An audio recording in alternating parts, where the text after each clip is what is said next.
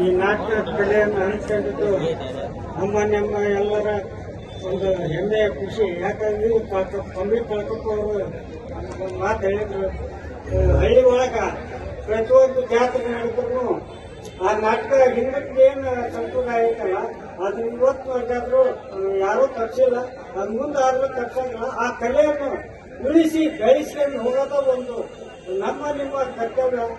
ಆ ಕರ್ತವ್ಯ ಪ್ರಕಾರ ಏನಿನ್ನೂ ಈ ಊರಾಗ ಏನು ಎಷ್ಟು ಪ್ರತಿಯೊಂದು 2-3 ನಾಟಕ ಆಗವು.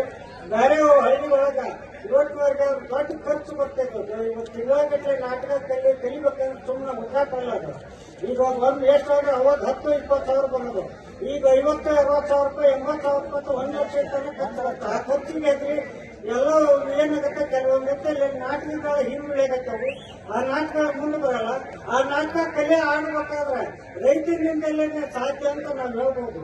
ಬೇರೆ ಯಾರು ಈ ನಾಟಕದ್ದು ಆ ಕಲೆಗೆ ಯಾರು ತಗೊಂಡಿಲ್ಲ. ಈ ಭಾಗದಾಗ ನಮ್ಮ ರೈತರು ಏನಿದ್ರೆ ಒಂದು ದಿನ ಮುಂಜಾನೆ ಹೊಲದಲ್ಲಿ ದುಡಿದು ಅದು ಮನೆಗೆ ರಾತ್ರಿ ಬಂದು ಮನೆ ಮಲಗ್ತಾರೆ ಅಷ್ಟೇ. ಆದ್ರೆ ಅವ್ರಿಗೆ ಹುರುಪದಾಟ ಬೇರೆ ಯಾರಿಗೂ ಹುರುಪದಾಗಲ್ಲ. ಆ ನಾಟಕ ಕಲೆ ಇರೋದ ರೈತರಿಂದ ಸಿಗ್ತಾ, ಒಂದು ಯುವಕರಿಂದ ಸಿಗ್ತಾ.